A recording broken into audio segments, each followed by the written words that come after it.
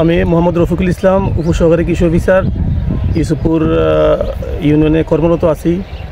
আর আমি এখন যে জায়গাতে আছি এটা হচ্ছে ইউসুফপুর ইউনিয়নের ৮ নং শিবপুর। তো এখানে আমরা গত ২-৩ মাস যাবৎ কৃষকদের উৎসাহের ভিত্তিতে রঙিন ফুলকপির বীজ সরবরাহ করেছি। আর এটা হচ্ছে একটা জৈব বালাইনাশক প্রদর্শনীর মাধ্যমে। তো আমরা কৃষককে রং পার্পেল কালার এবং হলুদ এই ২ কালারের ২০০-৪০০ বীজ সরবরাহ করেছি এবং কৃষক নিজ উদ্যোগেই আরও ৬০০ হলুদ বীজ সংগ্রহ করে প্রায় ১৫ শতাংশ জমিতে বীজ তলা তৈরি করে চারা উৎপাদন করে এবং চারা রোপণ করেছে। তো এখন বর্তমানে ফুল বিক্রি চলছে। কৃষক খুশি এই রঙিন ফুলকপিতে। শুধু কৃষক নয়, এলাকার যারা অন্যান্য সহযোগী চাষি আছে প্রত্যেকেই এই রঙিন ফুলকপিতে খুশি হয়েছে এবং আগামীতে তারা প্রত্যেকেই এই রঙিন ফুলকপি আবাদ করতে অঙ্গীকারবদ্ধ হয়েছেন। আমি আশা করি আমার সহায়তায় এবং আমি তাদেরকে বিভিন্ন টেকনিক্যাল যতটুকু সাপোর্ট দরকার, সহযোগিতা দরকার, কৃষি বিভাগ দেবিদ্বারের মাধ্যমে আমরা সহযোগিতা করে যাব। আমি আনোয়ার হোসেন মেম্বার, ৮ নং ওয়ার্ড শিবপুর, ২ নং ইউসুফপুর ইউনিয়ন পরিষদ।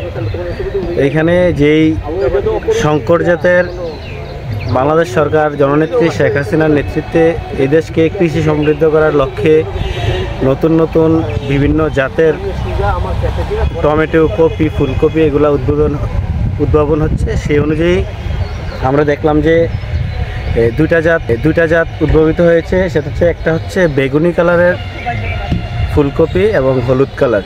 তো সেক্ষেত্রে আমাদের কৃষি officer, block supervisor Yusufpur union Mohammad Rafiqul Islam, ওনার সহযোগিতায় আমার ওয়ার্ডের আমার কাকা খলিলুর রহমান উনি নতুন অবস্থায় নতুনভাবে কিছু সংখ্যক চারা রোপণ করেন এবং এই রোপণ থেকে হলুদ এবং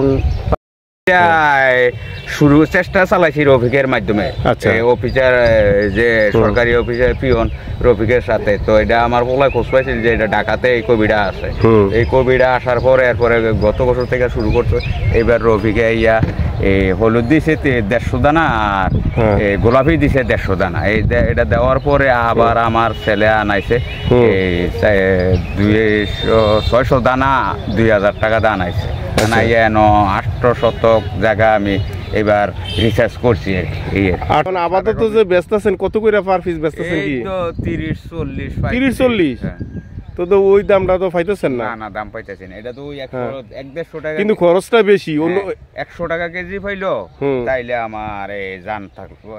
না, ফলনটা বলতে অন্য যে সাধারণ কপিটা আছে আর এই কপিটা দুটোটার মাঝে পার্থক্য কিটা, মানে চাষাবাদে পার্থক্য তো মনে করেন এটা তো অনেকটা যে একখানি ক্ষেতের খরচ লাগছে ৮০০ শতক জায়গা, ৮০০ একখানি ক্ষেতের খরচ লাগছে। ও খরচটা বেশি অনুযায়ী টাকাটা পান নাই? না, টাকাটা পাই নাই বলতে এটা তো আমাদের পল্লী গ্রামে তো অনেক কিছু করার আছে। এটা বাজারও গেলে কাইটা ফুলটা নিলে এটা আতাতি লয়ে যাওয়ার কথা আছে। সেই হিসাবটা ছিল, ওই হিসাবটা তার হইতে আছে না। এই হালকা পাতলা চলতে আছে আর কি। এই ২০টা-১৫টা একটা কপি ব্যাপারী কাছে দিয়ে দিই, বুঝেন না? একদিনে কপি কাটা না ওটা। ও আচ্ছা, যাক ইনশাআল্লাহ দোয়া রইল। হ্যাঁ, নতুন আরম্ভ হইছে, অন খাইয়া দেখা যাক সামনে পরিস্থিতি কি হয়। সামনের সিজন আইলে এটা বলা যাবে যে একটু লাগাইলে কি সামনে আগুলতি লাগাইলে এটা কি এই কপির লোকে চর চলে না চলে সামনে বোঝা যাবে, একটু লাগাইলে বলা যাবে। আচ্ছা ইনশাআল্লাহ।